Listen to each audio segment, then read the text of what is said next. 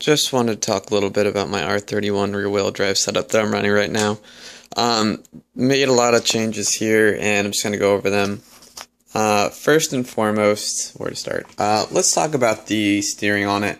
The steering on it right out of the box, you actually get really great angle, but the issue that I had is that there's a lot of slop in it. So a huge change that I made over here is that the RPM links over here with team associated ball studs.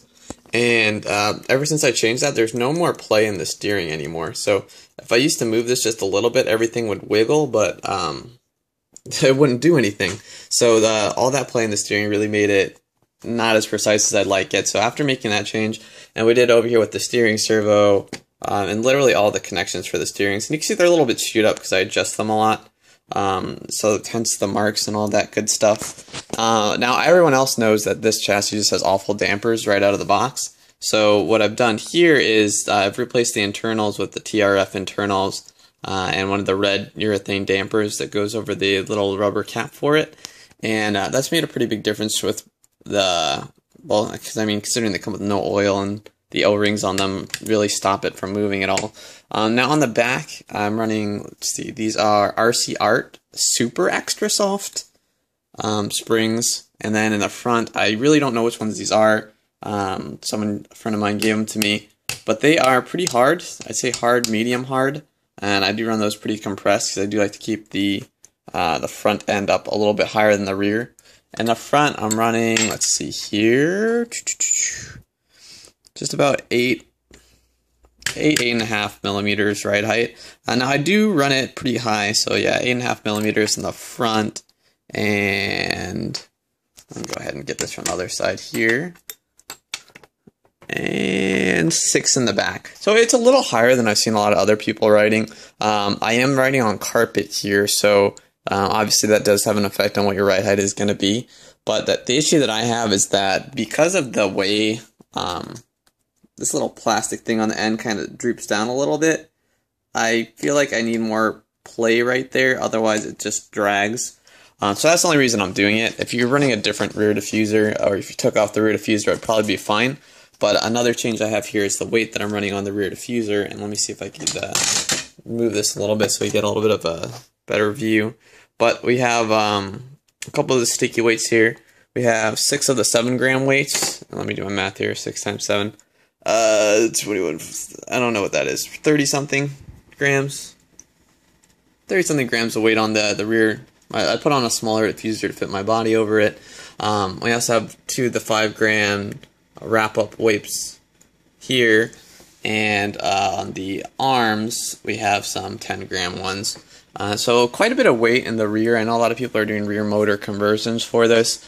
I think that's a great idea. I don't want to go through all the effort, so it's just easier to toss on the weight for me, because otherwise, weight gets tossed on the front anyway. So to me, it just seems like a lot of work. Some other little things here: fan for the front motor if you don't have one of those already. And I just put one on my ESC because it didn't come with one. I'm running the Dynamite Fuse ESC here, and I did have to put a BEC on it because my servo over here, which is what, a Savo 4096. It gets the job done, but it is a power horse, so I did have to put in that BEC. We are running with the RX461 and MT4 transmitter over here. And let's see any other changes here. I'm running the stock gyro right now. I've been having some issues with it. I tried the Teleby one. I don't like the Teleby one at all compared to this. And I know this one, it's the, I don't know if it's the same, but very similar to the one that MST and Wrap Up use. And I haven't had any issues with that. I like the way it handles, other than it causing my servo to jitter. So I've been playing around with that and trying to get that to work. We're running this with the Hobby King 13.5 turn motor. Another one of the things I changed on here, let's go ahead and flip this around, is the pinion and spur. Now I actually don't know what size these are. I just grabbed ones off my other car, the ones that came with it, and it's much better than the default ones. The other one's like 64 pitch, I think, and the issue I had is just too slow with 13.5 turn motor, and I found this made a pretty big difference in terms of speed. The wheels, I did try a bunch of stuff out, and again, I'm using these on carpet. The Eagle Hards, and I believe that's actually the ones that it come with, because I did buy an extra set of Eagle Hards because I'm not sure if the kit actually comes with Eagle Hards or Eagle Mediums, but I really like these a lot with the added weight on it. A lot of grip and slip, depending on how you set it up. Now, speaking of that setup, one of the things I've also done is I've added a little bit of droop in the rear. Now, when I've added that droop, it really took away a lot of the slip, but it also took away a lot of the understeer at low speeds that I was dealing with, and also helped with the transition and weight, just because when you don't have that droop there, it just kind of hangs and it drags along. So I'm still going to have to do a little bit of fine-tuning there, but pretty happy with that. Trying to think if there's anything else I'm missing here. I think that's about it that I've changed. Actually, a couple other things that I'm thinking about here. The front wheels, I do run the narrow Haiku tires. So these are the 20mm ones. And as you can see, compared to the rear tires over there, much more narrow. In addition to that, one of the things I've done is I put some spacers here for the bottom arms. So I still have quite a bit of track width here without sacrificing some scrub radius with higher offset rims. Right now these are both 3mm offset on the front. I also have 3mm offset in the rear. What I'm planning to do is I'm going to get some more front wheels, and I'm going to get 0mm offset. The reason I want to do that is just to decrease the scrub radius even more than I already have. Because initially I was running 9mm. I had the knuckles out as far as they go. There's only 2 holes here. And even though I had 90-degree lock going both directions, the issue was that one, I think 90-degree lock's getting a little bit overrated nowadays. And because of that, I mean, there's no real benefit to it. If you've already lost the angle, you're already losing speed by going to 90 degrees. So, well, it's cool to have it there, and I think it looks awesome. It wasn't doing anything for me. It was actually slowing me down, if anything. So it did take away some of that. So what I want to do is go to the 0mm offset here. Keep this scrub radius as small as I can for smoother driving. And I also have a little bit of toe out here. I want to say, let's see, maybe 3 degrees. It's not quite center right here. But if it's centered, maybe about 3 degrees toe out in the front. In the rear, I don't have any toe out. I have maybe 1 degree, 2 degrees of camber in the rear. In the front, I measured that. I have 5 degrees of camber, and I just recently introduced that. I might actually adjust the steering linkage up here to give us a little more kingpin inclination. But I haven't tried playing around with that too much. In terms of steering angle, it's pretty darn respectable here. We do have the lead wheel with just a little bit more turn in here. Which I think is pretty good, because like I said, when I did have a parallel all the way to 90, it was just slowing me down. So I feel like this difference in increment here is definitely going to be good for me. And going the other way, same thing.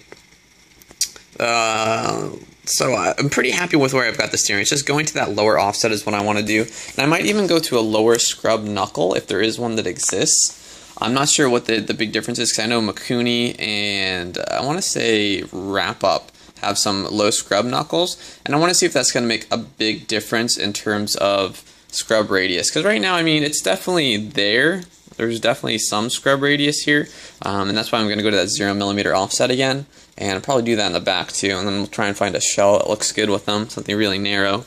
I could also increase the track width here, and I might do that after I go to a smaller offset, just by bringing out this turnbuckle and again putting out a wider spacer. And I've actually also have some, these are Mikuni 6mm spacers, and so I'd rather run these and have a wider track width than go to a higher offset rim, which is, if you ask me, it's more for show than it is for performance, because I mean, you're increasing your scrub radius, and I really don't see the benefit of doing that. Let's see some other things here. I just have this aluminum servo saver. It's a no-name one. I got it off eBay, and does the job. It's very difficult to get on, even though it's a 25 tooth, and the servos are supposed to be 25 tooth, but once it actually is on, it is very sturdy there, and not a lot of play there, so again, a good thing.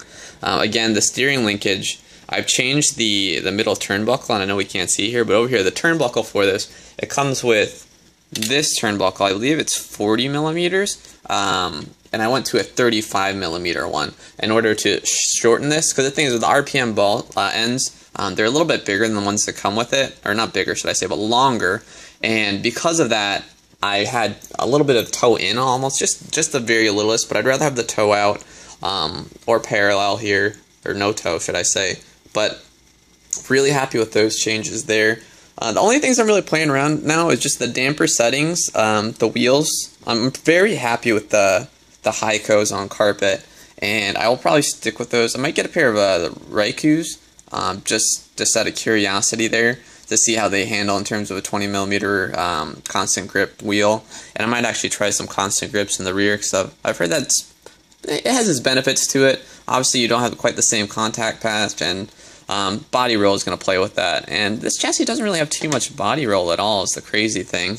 I mean, you'll see a little bit here, but again, it could be tuned if I want to take that away or add more.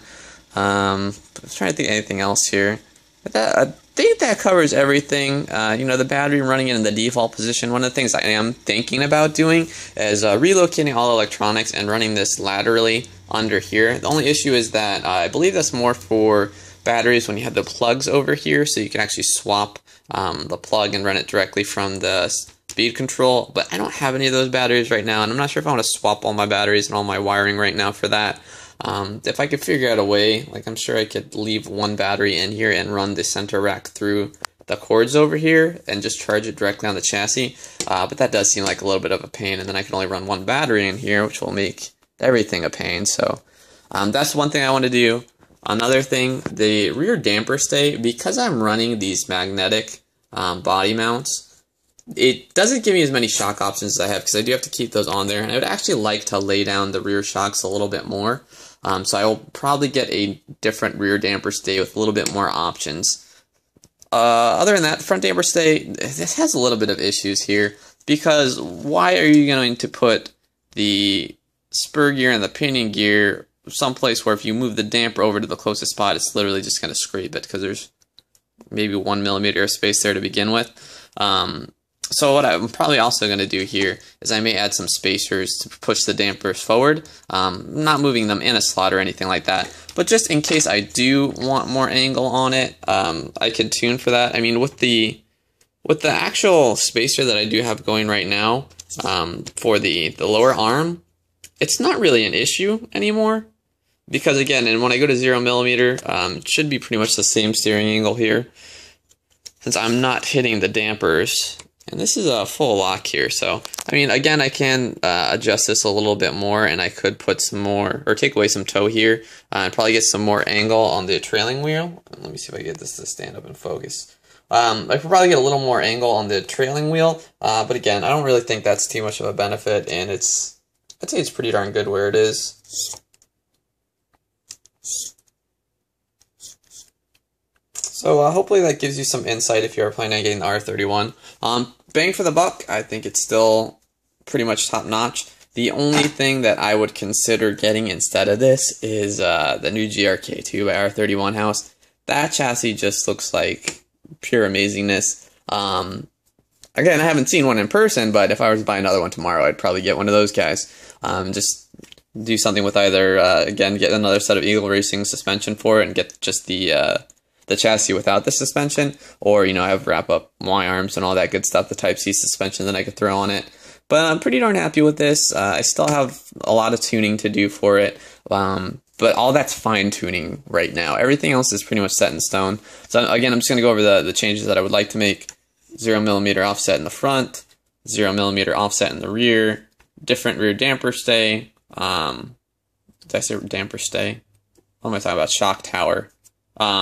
Over here, so that I could go ahead and lay down the rear shocks a little bit more, and I think that's about it. Yeah, very happy with the gyro, other than it giving me some issues with the servo twitching. I'm not sure if it's because it's I don't know if I want to say knockoff, because apparently everyone's knocked off the piezo GWS03 or whatever it's called in order to make it, but it is giving me some issues with the servo twitching. I'm playing around with the gain here and moving around the electronics and seeing if that helps, because I do really like this gyro. It's just I like it when it works, and on Teleview one here is for 15 bucks. Don't get me wrong, it's not bad, but in terms of when it locks, sometimes it will kind of stutter and leave you at full lock and then kind of swap back out of full lock, and it's very distracting. So if I can, I'm going to stay with this. I might order another one from Eagle Racing and see if I just got a one-of freak job, or I might spend a little bit more and get one of the MST or the wrap-up ones. But like I was saying, pretty great car, liking everything so far. If you have any tips or anything you've done to your own, I definitely want to hear. Oh, actually, one last thing here that I totally forgot about. For steering stoppers, originally I was using, and it's really funny because these are actually the steering stoppers that come with it, and they also come with some spacers on it, and these actually are supposed to attach to the front bulkhead, and that way, for your steering throw, it will hit this over here and it will stop it from going too far. But what I discovered is it's not really easily adjustable when you do that, and it can, I mean, I'm sure there's a way to work it in which I could put a, you know, I mean, with the right screwdriver, maybe I could work it. But what I did instead, and I like this more because it lets me adjust it a little bit more. It's kind of hard to see from this angle, so let me see if I can move it over here. So you'll see this little, there we go, this little black screw over here. This is just a really long, I believe it's like a 15 or 20 millimeter set screw. And I just put those in, and that way it's not as thick as the other screw. And then when it hits, and that's it. You got your lock there, and you don't have to worry about overthrowing it and getting your steering stuck. And I could also, one of the things I might do in the future is just get a longer ball stud here and have one that's like, again, 20 or 25 millimeters, and just have it stretch all the way down from the hole where we have the ball cup on. Just because, you know, I feel like that would give us the most accurate, but I haven't had it stick with this setup, so I'm pretty happy with that as well. Trying to think of any other changes here. Overall, pretty happy. Again, probably repeating myself now after 16 minutes, so if you're still watching this, kudos to you. So that's the R31 rear-wheel drive with a couple of swaps there.